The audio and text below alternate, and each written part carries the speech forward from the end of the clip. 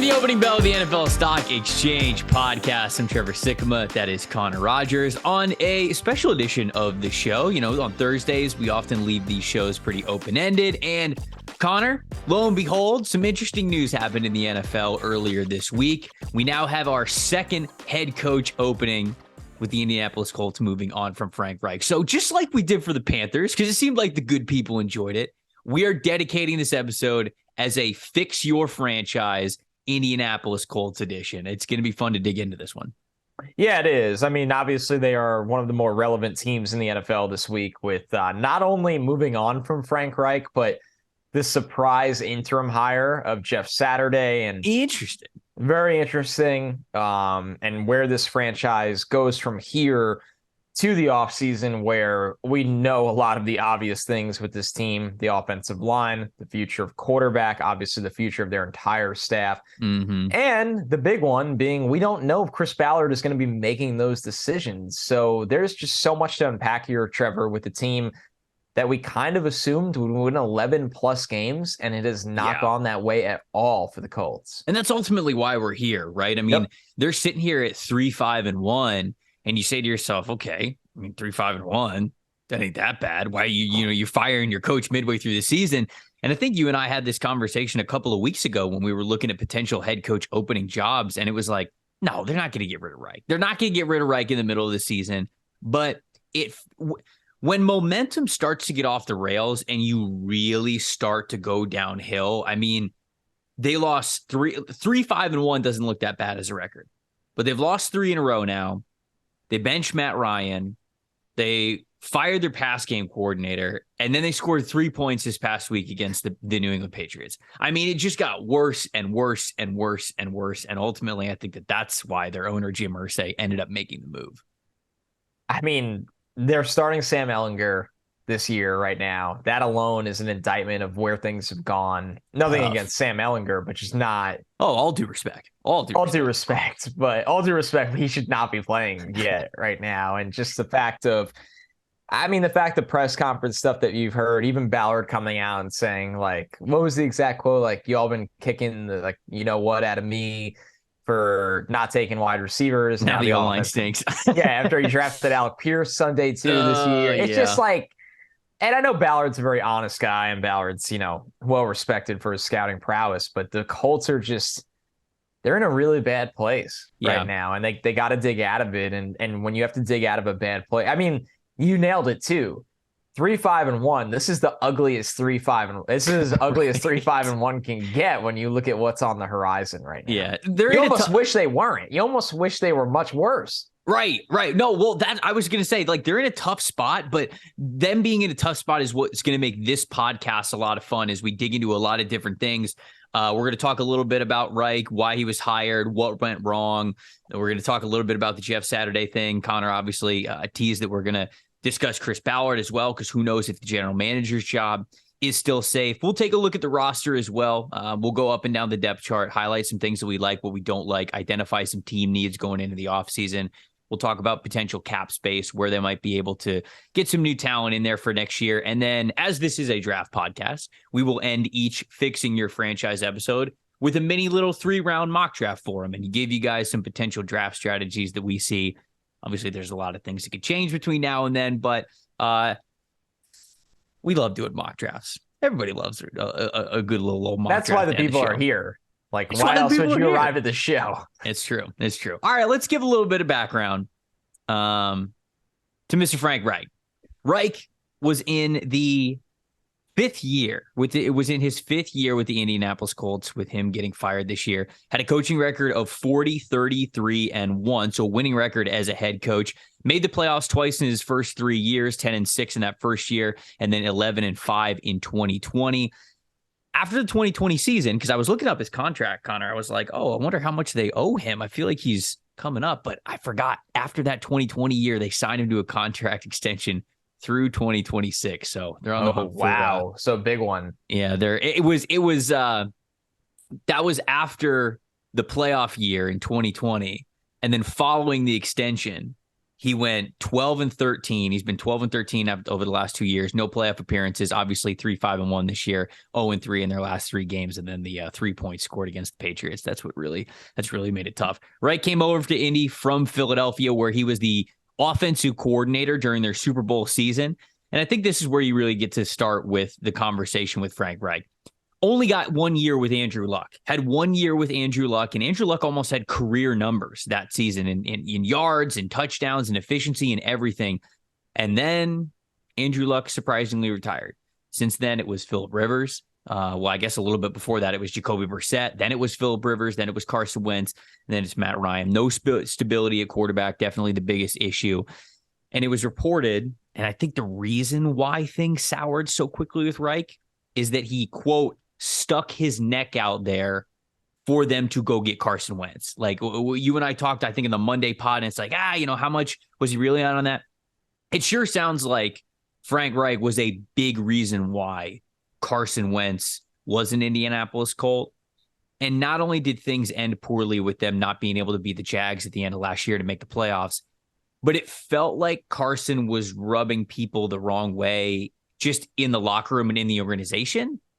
I wonder if Irsay just really took that to heart, like took offense to that even, and was like, you brought that dude here. Like you brought him, you caped for him, you brought him in, and he stunk. Because I know the Matt Ryan move was a big Irsay thing. Like Irsay was pushing for Matt Ryan. So I don't know, just your overall thoughts on Frank Reich. He's still, I think, a really a very well-respected coach in this league, and just your thoughts overall on his tenure there and now that it's done. I think Reich's obviously done a lot of good things in his coaching career. I think he has a good handle on coaching quarterbacks. Maybe he has struggled to, scout and maybe overplay his hand of what he can get out of them, as we've seen, obviously, with his choices for this team that he's been involved in. But I think when you look at Reich, the offensive coordinator, what he's done in that role and what he's done to develop guys, he's excellent. And I think whoever does hire him in that role next year, it'll be a high-profile team that loses a high-profile coordinator. We know how young offensive coordinators get hired for jobs all the time. He'll go somewhere there and he'll reestablish his value, and he'll get another head coaching shot in a couple of years. That's Frank Reich. And I think Frank Reich's a very respected dude for good reason. I think people really like him. It's just sometimes it's not that the message got stale with the Colts. I don't buy that being the case here. I think that a lot of things didn't go his way injury-wise. And Trevor, these things are always hard. Like, we don't know how much he was telling Ballard or wasn't telling Ballard, the O-line's fine, we're going to coach him up, it's going to be passable. It might not be elite, but it's going to be good. Yeah. We don't know that. And it ultimately has imploded this offense. So Reich can coach, Reich can scheme. I think Reich is really well liked by players. You see Quentin Nelson's response to him being fired. Quentin Nelson, he basically was taking all the blame and felt and was saying how much he owes Reich as a coach for his player growth, as his personal growth, all these things. I mean, that really speaks volumes to how much guys like Frank Reich. I don't know if that means the Colts made the wrong decision. You know what I mean? Where it's it's a tough spot where maybe you did have to move on, and that doesn't mean Frank Reich is no longer going to be a viable NFL head coach. But for the Colts in this spot, how many times could you just go down this road again? Right. And maybe, Trevor, Reich's not very interested in drafting and developing a quarterback for 3 years. Maybe he's the guy that's saying veteran, and the Colts are looking around and going, I think we're in a different place finally. A couple things off of that, because I agree with a lot of what you said. First and foremost, I think it's different when your decisions and your preferences, I will say, are directly tied to how money is spent throughout cap space, right? Yeah. You think about it, when Reich was a quarterback's coach, or even when he was the offensive coordinator, when it comes to bringing quarterbacks onto the team, was he consulted? Yeah, probably. They probably asked him about it, but he was probably like, yeah, I could work with him. I could work with this guy. We can make it happen. I think that we can make the most out of it. When the draft was rolling around, right? It's like, if back when he was in Philly or wherever he was, like if they were thinking about picking this guy, I'm sure they looped him in and is like, hey, what do you think about this guy? You ever watch his tape? What do you think about him? Oh yeah, I like this. I like this. He was probably a very positive dude of trusting his coaching, saying, yeah, we can win with this guy. He puts good things on the table. But then when he was the head coach and it was like, okay, what do you think about this guy? And he was like, yeah, I think we could win with him. And I don't want to criticize him and say like he didn't take it seriously enough, because I don't think that's the case, but that's kind of what it's going to come off as. He looked at Carson Wentz and was like, yeah, what he became, like, I can fix that. Yeah, let's do it. And unfortunately, that means draft picks get lost. That means millions of dollars gets lost. It's not just a, yeah, I can fix him. I'll be his personal coach. No, you're in charge of the entire team. Like, this roster is now yours. How it's constructed, you have a hand in. And I wonder if he fully took that as seriously as he needed to, in a way of him being as selective as he needed to. Whereas maybe if he was more, I don't want to say more serious, but if he was looking at Carson Wentz the way that he probably should have at the end of his time in Philadelphia, he was saying, now let's move on. Like, there's a reason why Philadelphia is comfortable moving on from him. Let's try to get aggressive, going to do something else. So that's something that sticks out to me too, is how quickly things soured. And I wonder if it's just because of something like that. I'll say this too, going off your Quentin Nelson point. Reich constantly took accountability. When the team was bad, he was the first person to say, it's our job as head coaches to get these guys right. They're not playing right. It's on us as head coaches. Yep. That is an honorable thing to do. But eventually, if you keep losing and you keep saying that, it's going to be true. And I think there came a point to where Jim Irsay specifically was like, yeah, it is your fault. Yeah, we are bad because of you. And it wasn't just like an accountability thing anymore. It was a reason for Irsay to move on when he did. So almost like a double-edged sword there. You love that he was taking accountability. Players clearly loved that he was taking accountability. But maybe all that was his downfall. But maybe he's not lying about it either. Yeah, and you always have to wonder. I go back to your point about it. I think what you're looking for is he wasn't stingy enough with his preferences. That's probably a better way to say it. Yes. It was a matter of the Colt. And to be fair to Reich, he didn't walk into a situation that, all right, I hate doing this but it's the right comparison. Like, you look at the Jets. When Robert Saleh got that job, they came off of a year with Adam Gase where they were horrific. And you walk into that job and you have the number 2 overall pick where we knew 5 quarterbacks were going in the first round. I'm not saying that was a gift, but I'm saying Saleh walked into a situation where him and his staff and the front office they were working with, you could do a lot of things. You could take a quarterback at 2 because the class has talent. You could trade that pick for a big quarter. Like, there's options.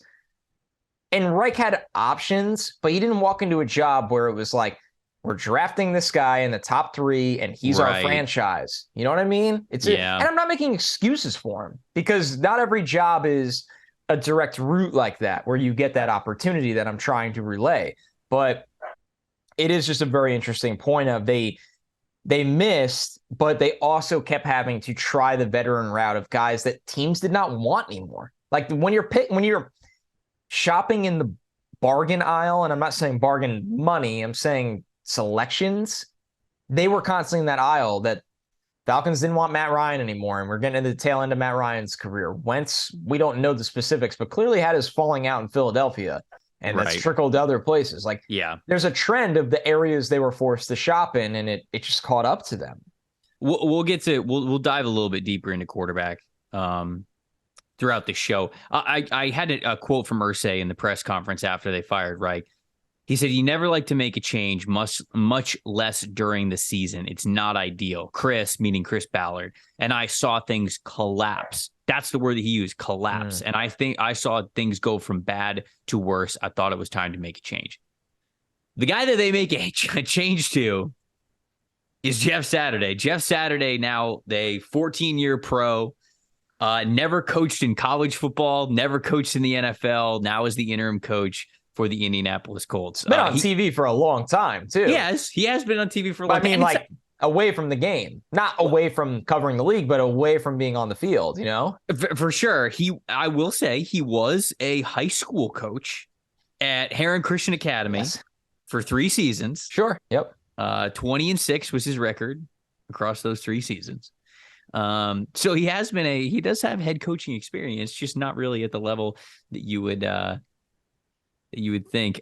Connor, I know we talked about it a little bit on this topic. I think it was on the Wednesday show. I can't remember, but just what are your thoughts with them hiring Irsay and what it might mean moving forward for this potential opening, these potential candidates, where these guys' mind might be at?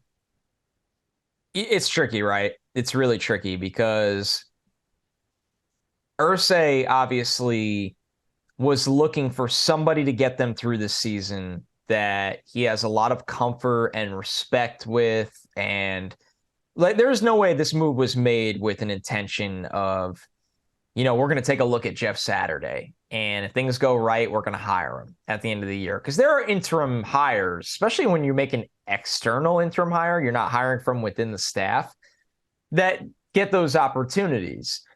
This was a hire made to me that they're just trying to get through the season. They're trying to bring stability.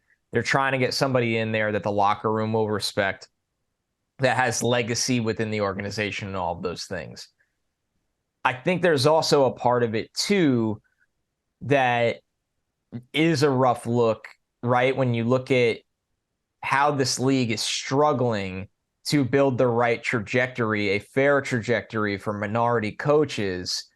That, and I'm not saying this was the opportunity, right? Like, I don't think this is an opportunity that you just throw a coach in here and you're like, well, this is your chance. Like, that's not fair either. Yeah. But those who are saying this made a mockery of the process, I mean, I understand why this isn't a college coach. This isn't an NFL assistant. There's a part of this where if this gets worse for the Colts, you're going to have that side that's like, well, you did this to yourself. So it's a very dicey situation. And I'm on the outside looking in, right? Like, I'm not at the Colts facility. I don't know what the actual problems are internally that we don't see as the general public or even the media, and I don't know Jeff Saturday besides what I see from him on TV. Right. But I think the issue here is that the one thing I do kind of have an issue with is the firing of Marcus Brady the week before. That just felt like they just fired someone to fire somebody. Someone. Yeah. And then the next week it's like, wait a minute. Like, we have much bigger problems than the guy that's the offensive coordinator not calling the plays. So it's a mess. What do you want me to say? Like, it's a mess. And I do understand them trying to get a guy in there that'll be respected and get them through this season. But this is totally out of left field. There's no denying that. And I could see the side of why people are pissed about it too. Ballard said this in the press conference. He said, after the game, Irsay and I visited. It was spirited. Last night, we talked about Jeff, meaning Jeff Saturday. We've tried to hire Jeff a couple of times in 2019 as the offensive line coach, and again before this season. The timing didn't work out. He's got real leadership in him, really special in that regard. For this 8-game stretch, we thought it would be a good fit for us. So I do find it interesting that this isn't completely unheard of for the Colts. Clearly, they've tried to hire Jeff Saturday multiple times now, probably as just a position coach. Yeah, they do this. Reggie Wayne's on the staff. Yeah, and I think Cato June's on the staff as well, right? And so there's a lot of former players who are helping them out position-wise. But I do think it's obviously different making the jump from head coach. It's, I don't know if funny is the right word, but Gus Bradley sitting there at defensive coordinator. John Fox is sitting there, I think, as an offensive analyst for them. So it's like those are two guys who have had actual head coaching experience in the NFL who could have taken over here. But, perhaps Irsay and Ballard are in this position where they're like, we're not going to hire Bradley as our head coach. We're not going to hire Fox as our head coach. We don't really need stability at this point. Let's just take a chance on a guy. And if he crashes and burns, guess what? We get a better quarterback in the draft for it. I think, again, that's a little bit short-sighted to the process and how sacred these 32 jobs are around the NFL. But clearly, Jeff Irsay can do whatever he wants. He owns the team, and he's operating it as such. I was just going to ask you if you had any more words on Reich or this situation, or you want to get into Ballard a little bit. Yeah, let's get into Ballard. Let's get into the rebuild of this team, because the decisions they've made are what they've made, right? And going forward is kind of where we can put our input of what what we might do in these situations. So what do you got? What do you want with Chris Ballard? Chris Ballard, currently general manager for the Indianapolis Colts. What year did he come on? 2017? I think he's been there 5 years now. 2017. 2017. So 2017 is when he started as the general manager for the Indianapolis Colts. Big hire. A lot of people really like this move. There's a lot of respect for Chris Ballard around the NFL, especially as a scouting mind, a guy who can build a team. Now, he's had a couple of drafts that have been really nice. Had a couple of drafts, not so much. Obviously, you're looking at the team as it currently stands, and they're not playing well enough.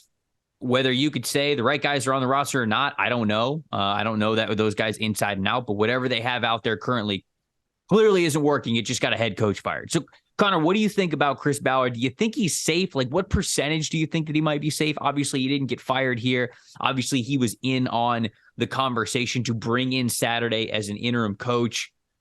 What's your thoughts right now on Chris Ballard in Indianapolis? I think he's safe, personally. I don't think they're going to let him go. And I did reiterate on the other show this week that what is Irsay supposed to do in that spot with Chris Ballard sitting next to him? Like, that quote didn't mean a lot, but just knowing, I think, how everybody views Chris Ballard, I think he's going to get another crack at this. I don't think Irsay wants to completely upend the franchise that way. Whether people agree or disagree, and Chris Ballard absolutely needs to shoulder some of the blame for what's gone wrong with the Colts. I mean, he's in charge of building the roster. But my gut, and not just gut, gathering, just opinions, I just think I would put it at an 80% chance that he's back, Trevor. Where are you in a similar territory? Yeah, and I'd probably even be a little higher. Like, yeah, I'd say that might be low barring it. Unless this totally goes off the rails, I think they're keeping Ballard. And I should have read this quote before I toss it to you, because Irsay did talk about Chris Ballard at the press conference earlier this week when Reich got fired and they hired Jeff Saturday. This is his quote about Ballard. Chris was highly sought after. The guy's a winner. He's been immensely successful. In this league, it's tough. Sometimes you don't understand how fortunate you are when you're around success. He fits into that culture. Irsay said, of course, Ballard will be back next season, but, he has said that about Frank Reich. Frank Reich's not here. But he continued. He said, we're fortunate to have him, Ballard, that is. These things don't always work out in our favor. We know that things have drifted. Sometimes that happens in this game. The math doesn't always work in this league. From my perspective, we are very fortunate to have Chris. So, of course, that doesn't sound like a guy whose job is really on the hot seat. And I would agree with you. I think that it's basically 95% chance that Chris Ballard's going to be back. The only way that this doesn't go well is if they lose out and it just looks ugly, he might need a scapegoat. Like, somebody might need a scapegoat, but I don't think that we're going to get to that point. I think that Ballard's probably here for a whole nother offseason. Yeah, I think so too. He'll get to, obviously. Here's another thing, Trevor, that a lot of people, I understand why they miss this, but they don't take into account here. Irsay knows the respect Ballard has in the league. There are high-profile coaching candidates that will take the Colts job because Ballard is there. Whether the public or fans or anybody disagrees with that is one thing, but I can tell you Ballard has hiring power. And if Irsay let him go, he would have to know he can land a candidate with at least equivalent hiring power. And I'm going to be honest, as much as I'm very intrigued by the future GMs list, because there's a lot of talented guys that deserve a shot, I don't believe any of them have the hiring power that Chris Ballard does, unless they view the Matt Ryan contract in 2023 and the Colts situation as a whole is just untouchable. But once again, I don't personally believe people will. So that's another layer in this of why I think Ballard stays. Look at Ballard's drafts real quick. Yeah. I'll fire him off. 2017. I'll fire them all off, and then you just give me your immediate reaction, kind of what you thought here. Okay. 2017. Malik Hooker, Quincy Wilson, Terrell Basham, Zach Banner, Marlon Mack, Grover Stewart. Those are the picks up through the fourth round. Not great, obviously. I think Stewart's the only one still on the roster.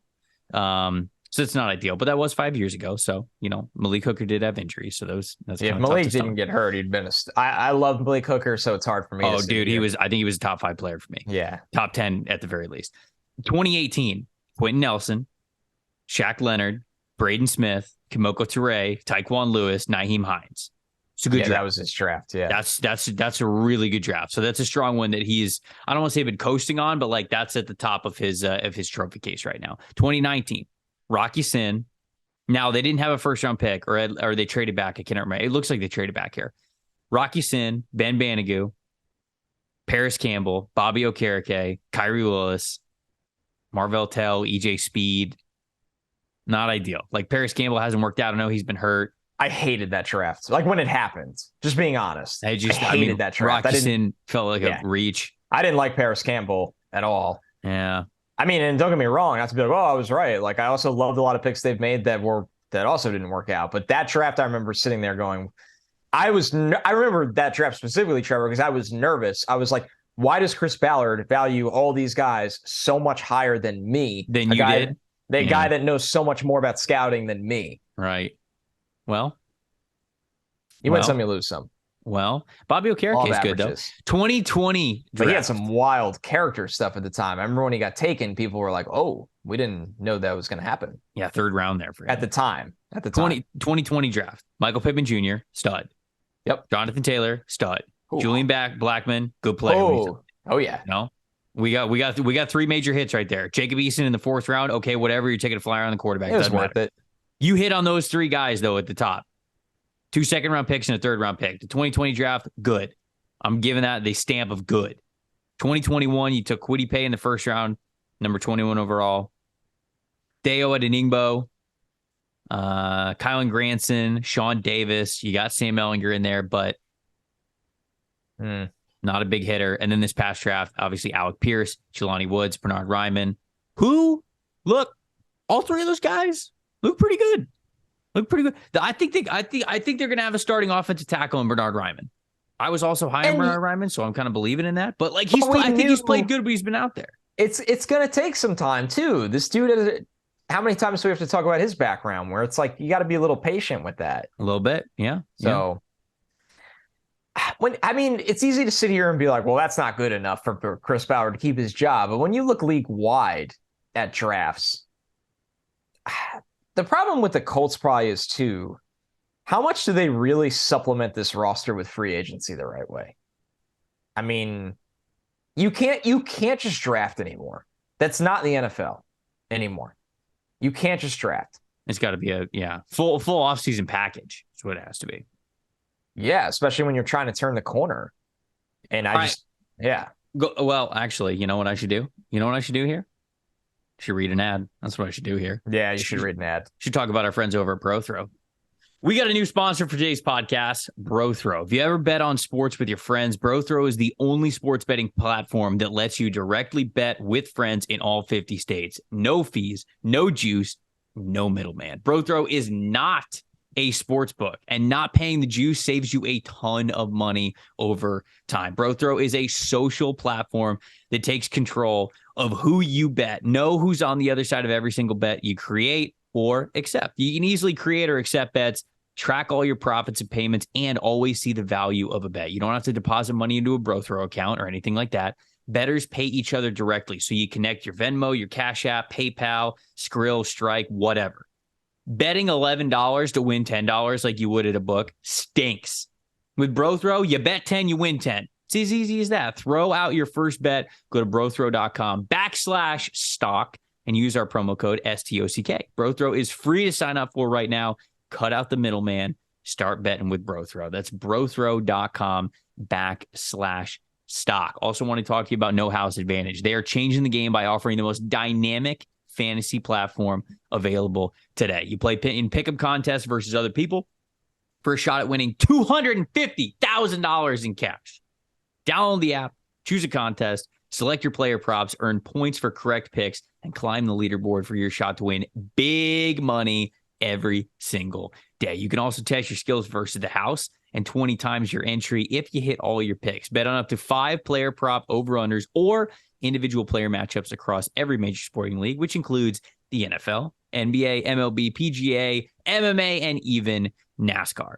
Sign up with the promo code STOCK, STOCK, at nohouseadvantage.com or download the app on the App Store to get your first deposit match up to $25. Make sure you check out No House Advantage today and experience daily fantasy sports redefined, because it's not just how you play, but also where you play. And you guys definitely won't want to miss out on this.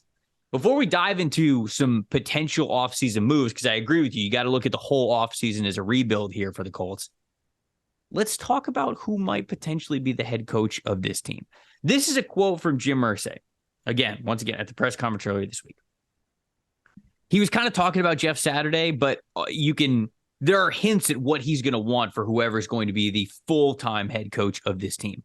Quote, I wanted a winning coach, a winning playoff coach that was proven. Now, and then he goes on to talk about Jeff Saturday. Now, I'm glad that he doesn't have NFL experience. He hasn't learned that fear that's in this league. There was no other candidates. We were fortunate that he was available. He has tons of experience. So the last part's obviously talking about Saturday, but the things I take away here is the very first thing that Irsay said when talking about a coach. I want a winning coach. I want a playoff coach. I want a proven coach. He also said that he was glad that Jeff Saturday didn't have NFL experience because he hasn't learned the fear in this league. He also went on to say that, Jeff Saturday doesn't do analytics, and he's like, hell yeah, he doesn't do analytics. I did not like that part. Like, okay, brother, this is not going to work out for you. But I think that the old school mentality, winning coach, playoff coach, I got 3 coaches that come to mind when I think about who could realistically be in charge of that team with Irsay's demands. Do you have any? Do you have any off the top, or you want me to rattle them off and you just I want you to go first. I do have a couple, but I'm curious if we have some I'm more curious what strategy you're taking. Okay. I got three. First one's Dan Quinn. I talked about this. Dan Quinn was one of my top Okay, ones. so we talked about this on the Carolina Fix Your Franchise episode. I have a ton of respect for Dan Quinn. I think Dan Quinn is beloved around the league. He's beloved by players. He's a respected man. He had a lot of success in Atlanta, going to the playoffs, going to the Super Bowl. They should have won the Super Bowl. Shout out Kyle Shanahan. Obviously, it did not work down the stretch with Atlanta. That's why he's no longer the head coach there. He's the defensive coordinator for the Dallas Cowboys, but he interviewed for a head coaching job with the Denver Broncos this past offseason. We know that it is in his mind. I think there was a chance that he thought if McCarthy didn't coach well this year, that Dan Quinn would get to be the head coach of the Cowboys. So that's probably why he doesn't take that Denver job. I mean, as an outsider, that's why I got to think he didn't take that Denver job, but he's still going to be looking. He is a winning coach. He has the leadership qualities that the team was clearly gravitating towards when they hired Jeff Saturday. So I think that all of the qualities that we have already heard Jim Irsay and Chris Ballard talk about, that's Dan Quinn, plus a really good record and a playoff record as a head coach. The next guy that I have, he's gonna be on every single team's list. It's Sean Payton. I mean, it has to be. There's some things that you got to figure out with Sean Payton, because the Saints technically still own his rights. So you would have to trade for Sean Payton, I believe, is what you would have to do in this situation. But look, a winning coach, a proven coach, regular season or playoffs, that's Sean Payton, right? Sean Payton has got it done time after time after time. In fact, Sean Payton defeated Jim Irsay's Indianapolis Colts in the Super Bowl. So I wonder if that all goes into it and how much he would love to have that head coach now in Indianapolis. The last guy that I want to bring to the table is the one that I actually think is going to get the most play for the Colts. It's Jim Harbaugh. Ooh, baby. I think Jim Harbaugh is going to be at the front of the Colts coaching search. Okay. Jim Harbaugh is a former quarterback. All right. That is what he is known for. He has played the position. He played the position for a long time. He played the position for the Indianapolis Colts, by the way. So that is in his background. Coach Andrew Luck. Did you know that?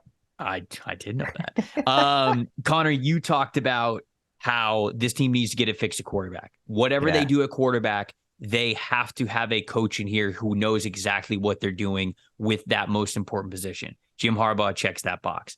He has the proven success as an NFL head coach in both the playoffs and the regular season. He was 44-19-1 when he was with the San Francisco 49ers, obviously went to the Super Bowl, came up short against his brother, John. So he has all of that experience that going for him there.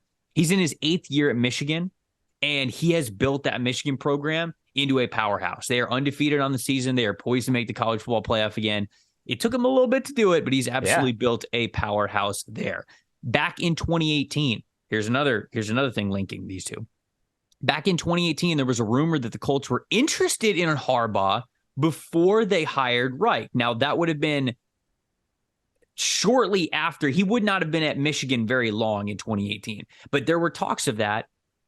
And the rumor supposedly came from Irsay's side of things. Like, Irsay was the one who was like, hey, what about Harbaugh? So if he was thinking about Harbaugh back then, guess what? He's going to be thinking about him even more now. Jim Harbaugh interviewed for a head coach job this past offseason. He interviewed for the Minnesota Vikings job. Courtney Cronin, who does a fantastic job covering the league. We've had her on this show before. She ended up reporting that Harbaugh didn't exactly take the interview as seriously as Kwesi Adolfo-Mensah and the rest of the front office there thought he was going to. And so it just kind of didn't work out. And then Harbaugh ended up doing an interview talking about it. He said, quote, there was a tug on me that I was once that close to a Super Bowl and I didn't get it. Some NFL jobs came open. I was contacted by the Vikings. I said, okay.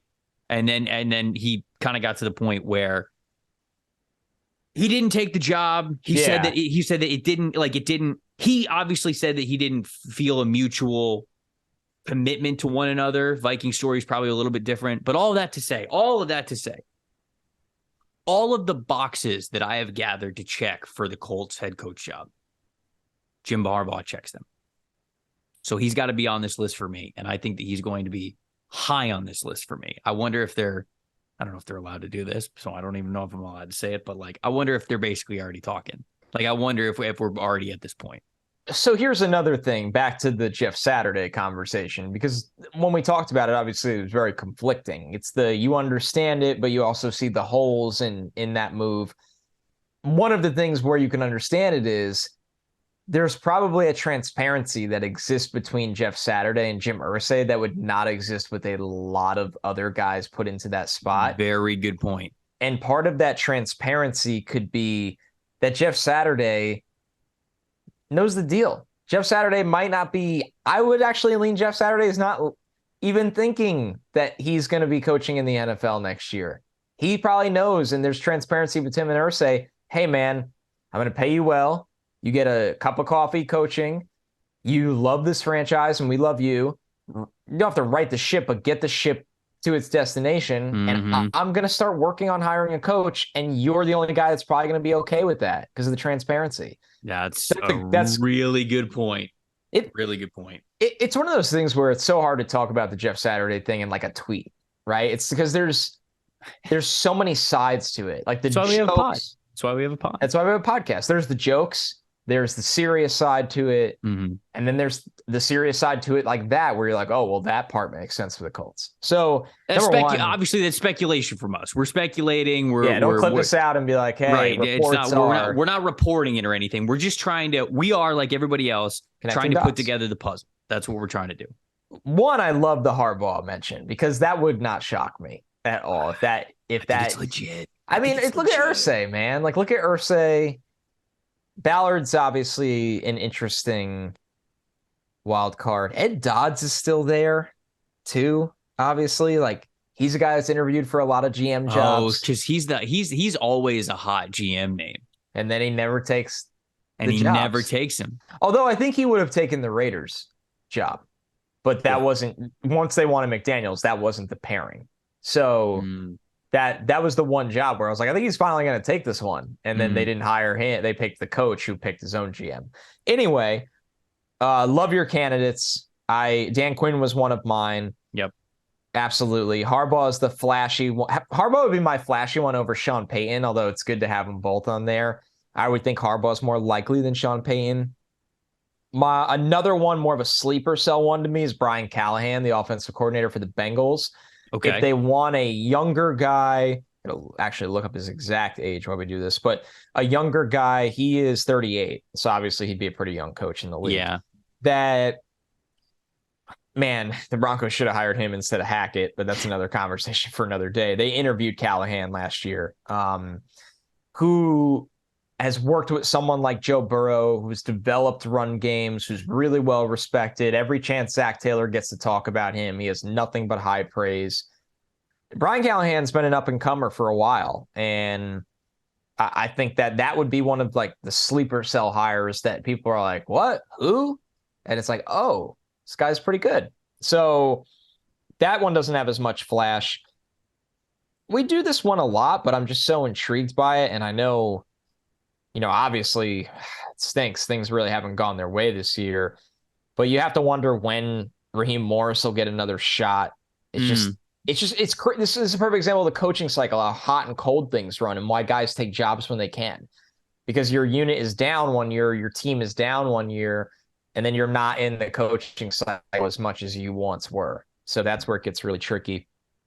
But yeah, I think they're a team that will go with a guy that's coached before.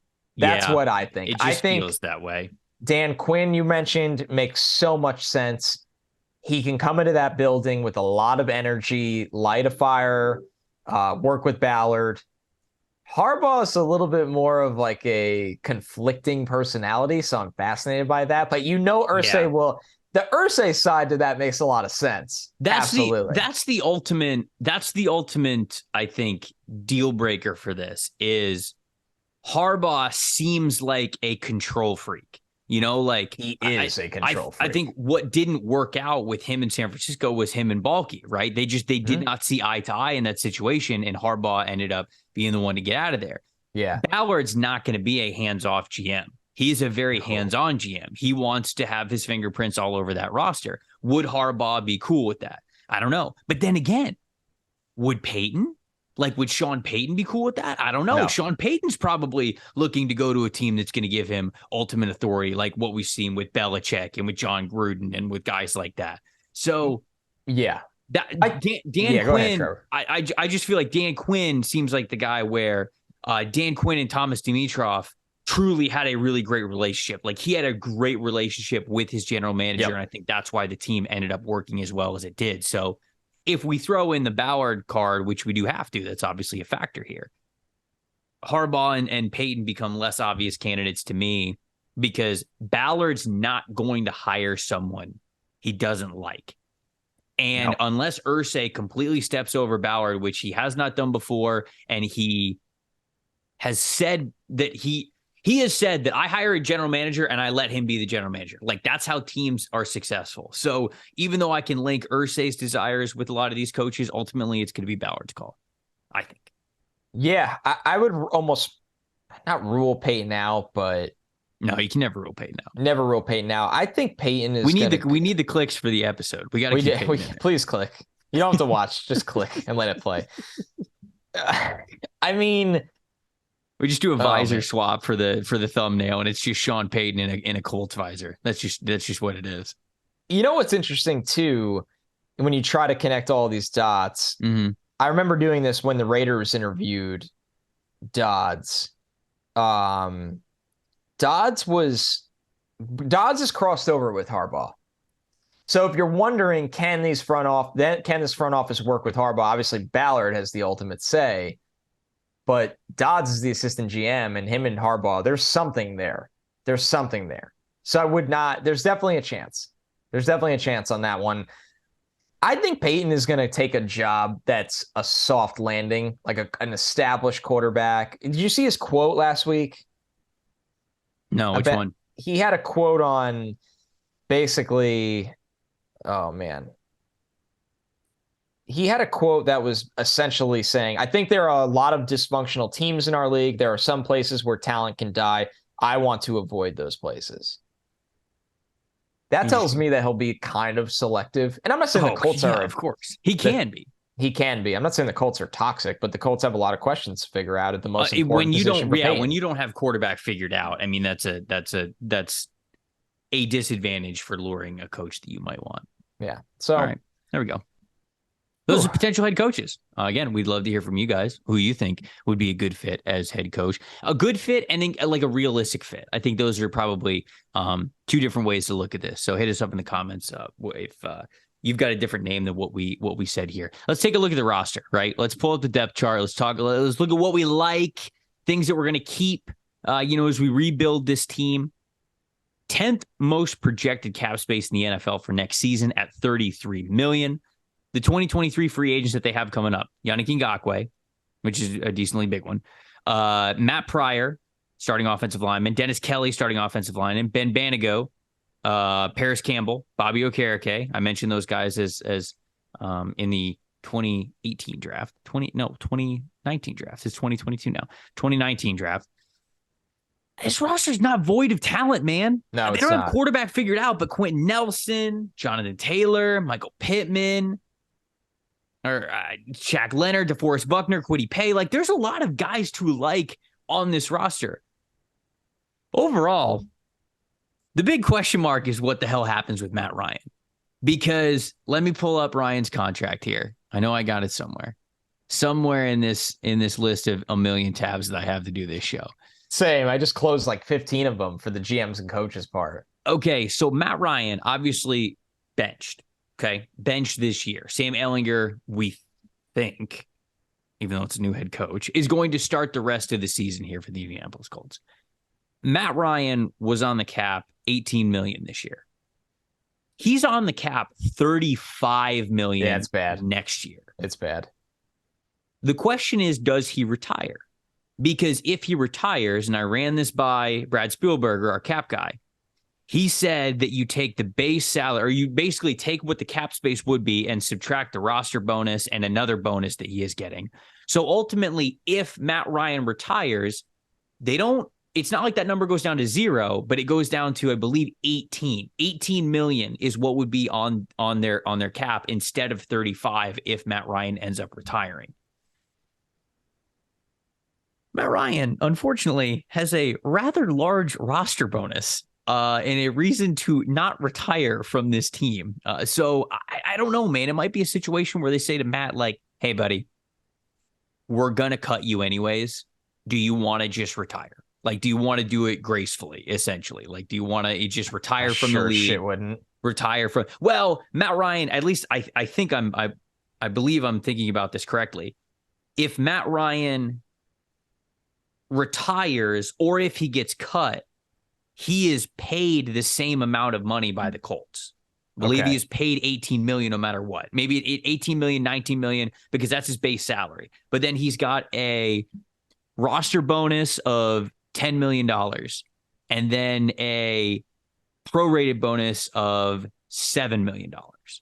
So that's where we're getting those numbers from. If you subtract them from 35, you get to 18. Okay. I could be totally wrong there. It all makes sense. Maybe Brad's going to yell at me after this, but I just wonder what they're going to do with it. Because you can't have them on the books for $35 million. No. There's got to be there's got to be a rework. You know what the thing is, and I know people will think I'm insane. I know everyone in the world is sour down Matt Ryan this year, and I understand.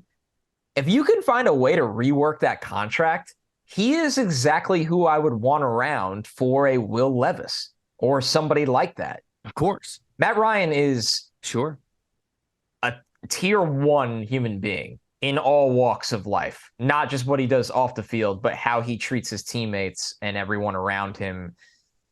That, like, there are times where you have veterans and you're like, that won't really work with the guy we draft in the first or second round. Matt Ryan is the exact opposite. He will do everything he can to help that player, and you're paying for him anyway. Like, I'm not saying keep Matt Ryan to mentor for $35 million a year. That is not what I'm saying. It's a lot. It's a lot. It's a man. If I'll mentor somebody for $35 million a year. You want to learn how to podcast? Do you own a microphone and are you an idiot? So that's a great start. It's a great start. Yeah, boy, am I here for you. Yeah. So yeah, I think so. You want to do it this because we do have to pick a path, and we do try to be realistic on this show.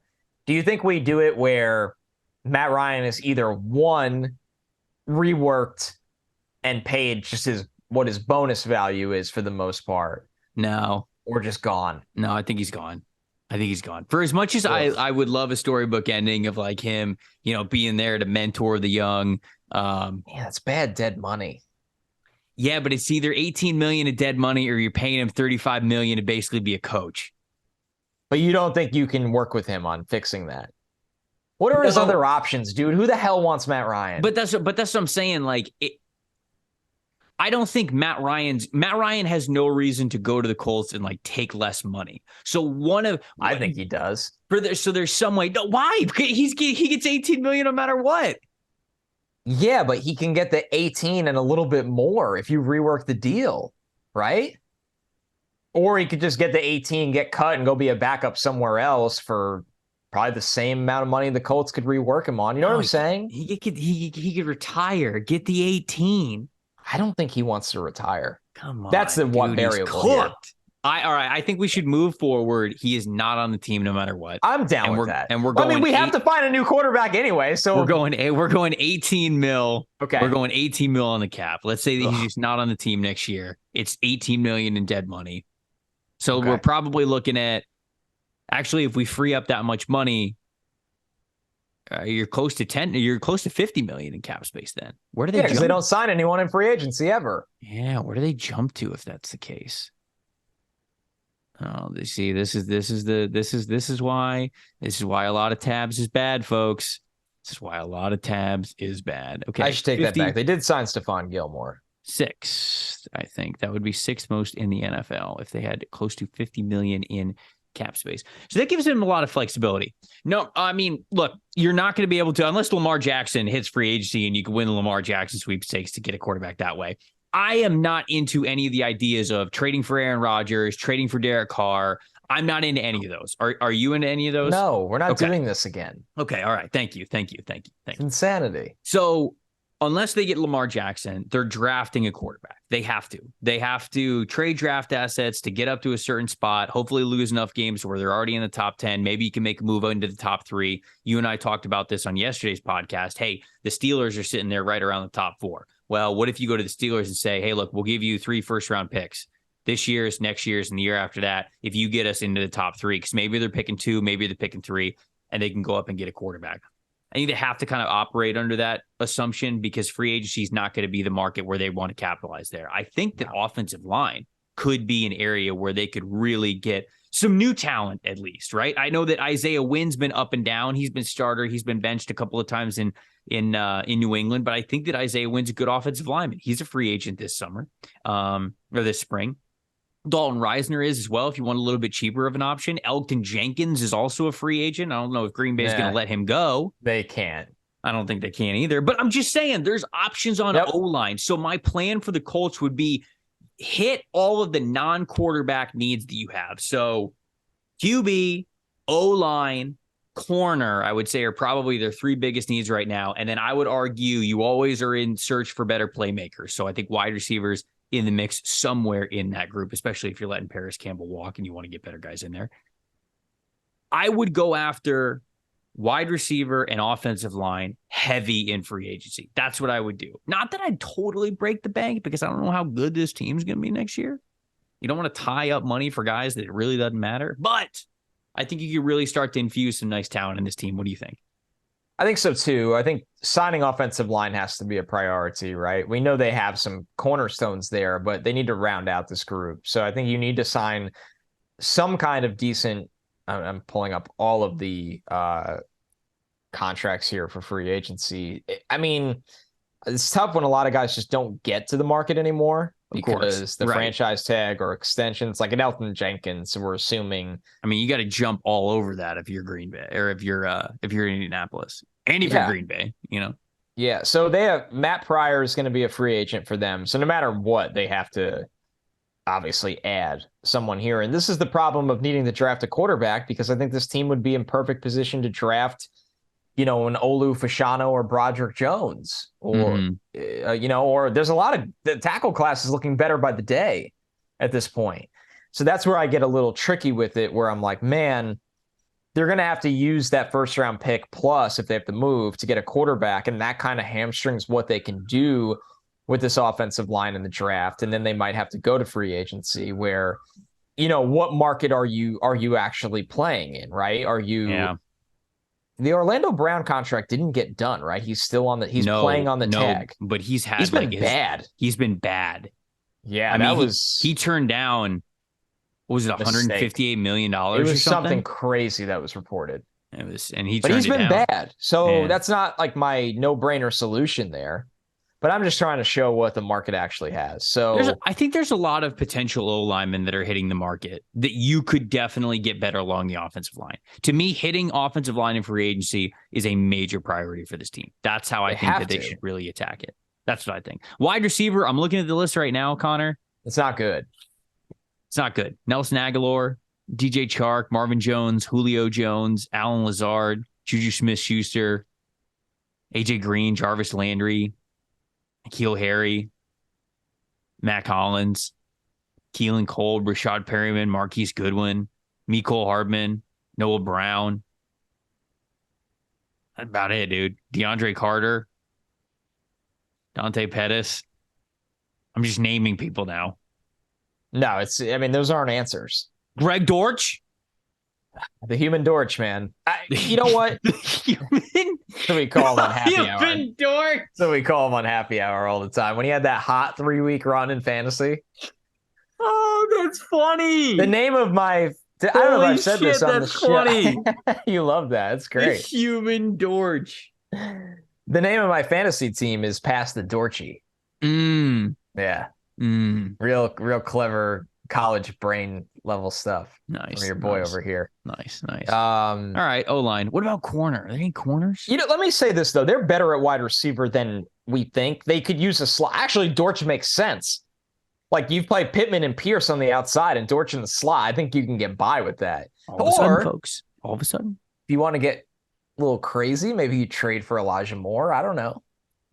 Joe? There we go. I think Elijah Moore gets traded this offseason. So I don't know where I'm at on that. I think he gets traded this offseason. That's my humble opinion. But I also think that the draft lines up.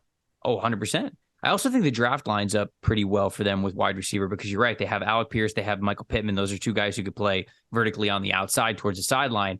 This wide receiver class, there's not a ton of for sure great outside wide receivers, but there are a lot of slot receivers. There are a lot of guys who can win from the slot. Parker Washington, Jackson Smith and Jigba, Josh Downs, Zay Flowers, right? I mean, there's a ton of guys that you can draft throughout the rounds. Probably, I would say 1 through 4 or 5, you could probably get a really nice slot receiver. Corners, James Bradbury's up. Okay, interesting. Marcus Peters, Bradley Roby. Oh, Emmanuel Mosley. So a big veteran, man. That Mosley injury. I didn't know he was a free agent after this year. Yeah, interesting. That one I like. That one I definitely like. Sean Murphy Bunting. That's a good one. It is. Bryce Callahan. Well, they don't need a. So Mosley tore his ACL. That's what I thought. Yes. Yeah, he'll probably be on a very close timeline for the season. They got one of the best nickels in the NFL, so they don't really need a nickel corner. Kenny, stud. How long is Stephon Gilmore signed for? 2 more years? He's got to be 2. So he's there for another year. Mm-hmm. Yeah, they still definitely need another corner. So I would definitely look at corner free. Man, if you had Stephon Gilmore on one side, thinking he doesn't take a major step back next year, Emmanuel Mosley on the other, and Kenny Moore, Julian Blackmon at free safety.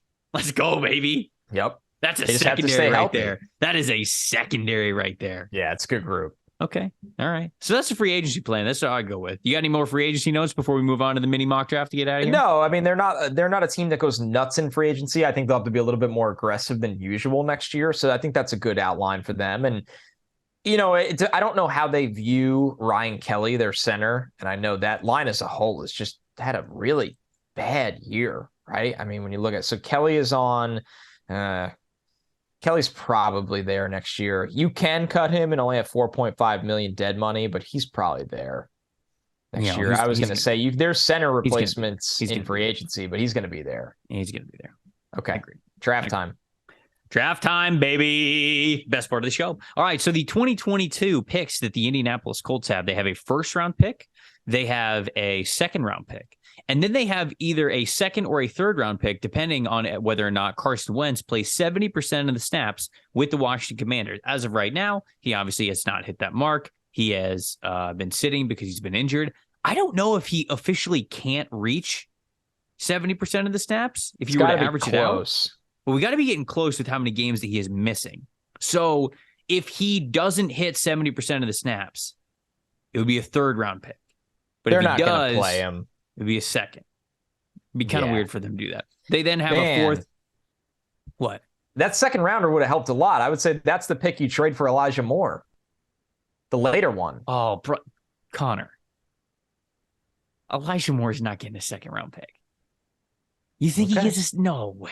Joe Douglas ain't trading him for less. I'll tell you that. Okay, well then he took him 34th overall a year and a half ago. I hear what you're saying. This is the man that got a sixth rounder for Blake Cashman, a fourth for Chris Herndon. Look, all I'm saying is that you know this.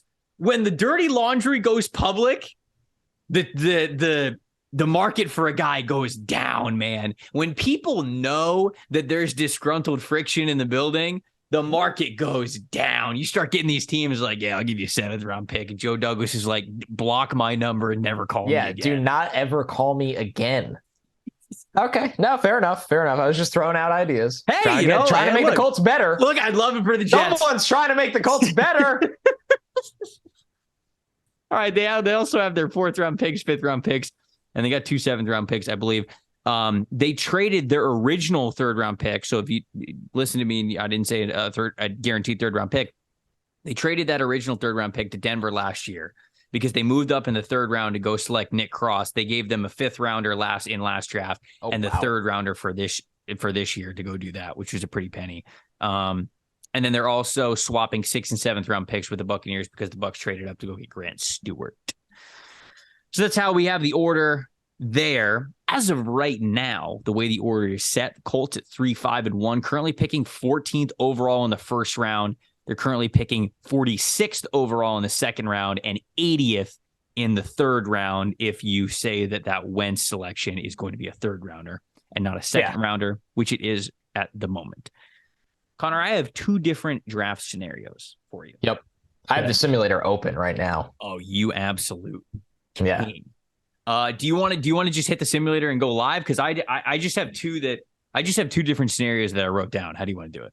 Yeah, let's walk through it. So, well, in the simulator right now, they're picking 17th, but we know.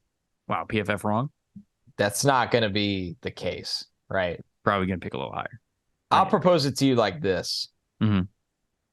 Your options right now for the Colts are Paris Johnson Jr. Okay, that was one of my scenarios. I love him. Broderick Jones. Another good one. I'm going to assume Olu's gone.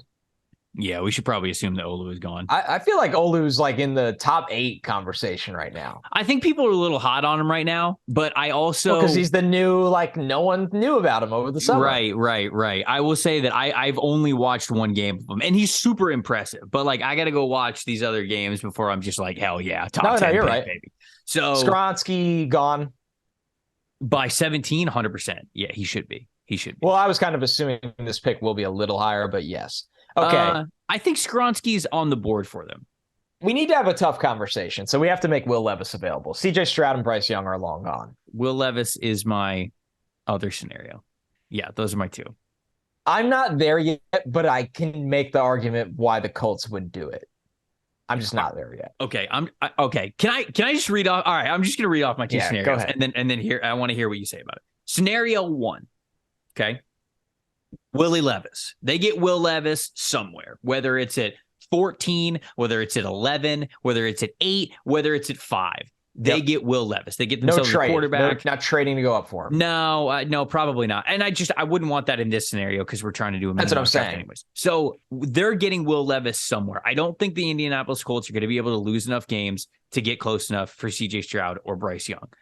We talked about it on yesterday's episode. That tie that they have this year is going to royally F them over when it comes to getting higher in the order for the NFL draft. So scenario 1 is at pick 14 or wherever in the 1st round, I have them taking Will Levis.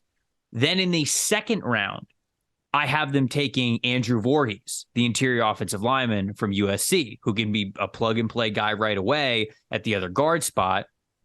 Since they're losing, it's Pryor, right? It's Matt Pryor. I think it's the other guard there, the right guard. Yep. Tackle. Yeah, they're losing Matt Pryor to free agency, so you're probably not going to bring him back. Pryor is playing guard. My bad. He plays guard. So you plug in Voorhees in right there. So you get a quarterback starter, you get an offensive line starter, and then the third round pick, I have them getting a outside corner in Devon Witherspoon, my guy from Illinois. The second scenario I have, Paris Johnson Jr., because I think that's pretty realistic. I wanted to give them an offensive lineman. Please say it for the second round. Of course I'm going to say it. Go ahead. Of course I'm going to say Anthony Richardson. Oh, man, it's fun. Is that who you thought I was going to say? I wanted you to say one of him or Hendon Hooker. Oh, okay. Basically, I was just like, all right, this is the... Fair. I had a few cocktails. Now I'm drafting. Which is how we do a podcast. The other one was like I'm putting mayo in my very, very milked out coffee. And I'm barely caffeinated. I'm just drinking this. Which we like would a never. Psycho. Yeah, so I've got Paris Johnson Jr., who I like as a option for the Colts because I really like Bernard Ryman, but I do think that he is more of an offensive tackle than he is an offensive guard. I think that Paris Campbell is also a really good offensive tackle. However, you can draft Paris Johnson Jr. Sorry, I'm getting them confused here. Both Ohio State guys named Paris. From Ohio State. Incredible. You can play Paris Johnson Jr. at guard. He wasn't as comfortable doing it as he has been at tackle, but he has that experience. And I think that if he is there, you can play him at guard. I think he could be a really good guard in the NFL to truly help the Colts get the best five out there. Obviously, Anthony Richardson at quarterback or Hendon Hooker at quarterback. Those are guys who, if you're starting them right away, probably going to be tough. But Richardson, massive ceiling dude. So I think you maybe take a swing on him. You see what can happen with him. You probably are going to want a veteran though to start him a little bit before Richardson plays. I think I would if Richardson comes out in this draft, I would really like him to sit his entire first year in the NFL. I don't think I don't know if that happens because the league's very impatient, but I would like for him to sit for an entire season. Final guy, third round. I have them picking up a wide receiver. I had them going with Parker Washington in the third round. I actually don't think that Parker Washington lasts until the third round. So now that I'm thinking of it, let's give him another slot guy. Oh, can you give him Josh Downs? Let's go Josh Downs. I think Josh Downs will be a third round guy. So I'll go Downs. Like that. We know they need a slot. Downs is really good. He can play specials. Paris Johnson Jr., Anthony Richardson, Josh Downs. That's my second scenario. I like it. And in that scenario, I think I'd sign like a Jacoby Brissett type quarterback. Oh, you bring him back? You're bringing him back? Yeah, someone like that. Hometown hero? You're not gonna go pay like Daniel Jones and draft Anthony Richardson. Why not? Competition breeds the best results. Because Daniel Jones is getting a hell of a lot more money than you think. Apparently, yesterday. apparently, it's gonna be outrageous. Or just the Brinks truck for Geno Smith. But who am I to say such a thing? Man, God, that's tough. Anthony Richardson and Levis are so far away right now, but they have so much talent. Yeah. I think no matter what, if you're Indianapolis, you do just have to swing at a guy that has the potential to be a franchise quarterback. And go ahead. Yeah. I just knowing how Ballard scouts, I think he would prefer those two to a guy like Hooker who has more polish but less traits. I don't think Chris Ballard's going to draft a 25-year-old quarterback. I like Hendon Hooker a lot. I just don't think he's going to do it. I think you could also say Hendon Hooker has limited upside when you're talking about those other two physical freaks. Yeah. I just don't think by the way, I very strongly go with scenario 2. Ooh, okay. So Paris Johnson Jr., Anthony Richardson, and Josh Downs. Yeah, and I think it's a couple things. One, I don't know how differently I evaluate Levis and Richardson right now, but I drastically evaluate the offensive linemen differently. Paris Johnson and Andrew Voorhees. Yeah. I'd rather hit on a round 1-0 line, feel good about hitting on it, take the traitsy guy at quarterback, and then you give Josh Downs as the third rounder. Yeah. Yeah. Dude, I like Voorhees.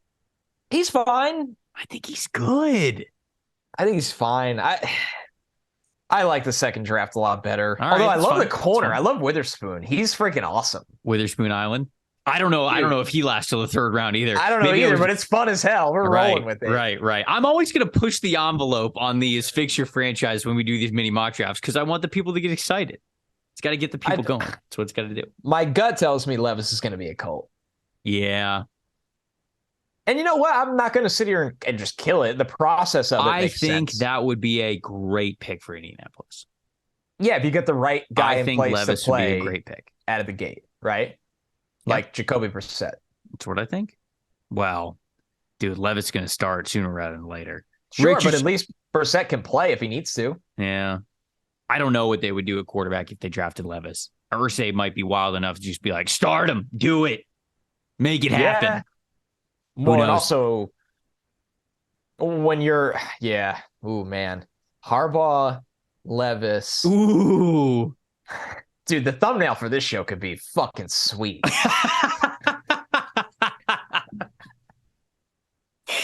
Colts rebuild. Colts rebuild. It's just like it's Sean Payton in a visor swap. It's Harbaugh in a polo swap. It's Will Levis in a jersey swap.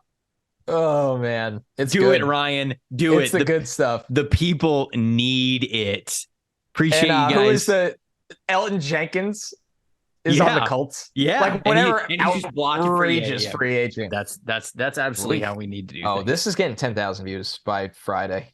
Oh, dude.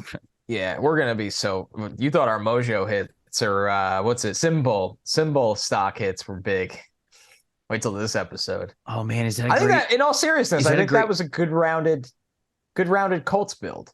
That's look, I agree with you. Look, you said Symbol. I don't even think you realized it, but that's a great segue into me talking about our friends over at Symbol. You guys have heard me talk about them before. You heard Connor bring them up right there. Symbol has their best offer yet for new users. They're offering $500 risk-free deposit for new users who join the stock market for sports. When you sign up using the promo code NFLSE, you will get your first deposit with a 30-day money back guarantee. I need to read. If you were hesitant on joining or simply haven't joined yet, you can now do so with a risk-free deposit. As a reminder, Symbol lets you trade pro and college teams like stocks and even earn cash dividend payouts when your teams win. Symbol is a peer-to-peer market that took the thrill of the sports betting and turned it into the stock market to give fans a new way to speculate on pro and college teams. Now you can join with a $500 money-back guarantee. Download Symbol on the iOS store using or searching SIMBULL in the App Store and using the promo code NFLSE to get your risk-free deposit up to $500. Whether you want to invest in an up-and-coming team like the New York Jets or top dog in the league right now, Philadelphia Eagles, Symbol allows you to buy and sell teams like stocks and profit from your sports knowledge. So check them out over at Symbol in the App Store. Dude, that was fun. I love these episodes. It's always a good time. We would love to hear from you guys as well, whether it was something about Frank Reich or Chris Ballard, Jim Irsay, something about Jeff Saturday, how we went through free agency, what we did in the draft. We would absolutely love to hear from you. Tell us your candidates. Tell us your players that you want to watch out for, the Colts situation. This is so much fun for us to really take a deep dive into a team, and we want to hear from you guys as well as we prepare for the offseason for both free agency and, of course, the NFL draft as well. So, Connor, enjoyed another one, my friend. It was awesome. Hopefully Colts fans would love to hear your feedback, your suggestions, what you like, what you don't like, and what you're hoping for, man. It's that time of year where you're just hoping for certain things to happen and get right and enter draft season, baby. Welcome to the show. Welcome to the effing show. Well, that's it for us this week, everybody. Hopefully you guys have a great weekend coming up, watching some pro and college football. As you know, Connor and I are going to be back with you first thing bright and early Monday morning to talk about it all. This is the NFL Stock Exchange. For Trevor Sikkema, that is Connor Rogers. See you guys next time.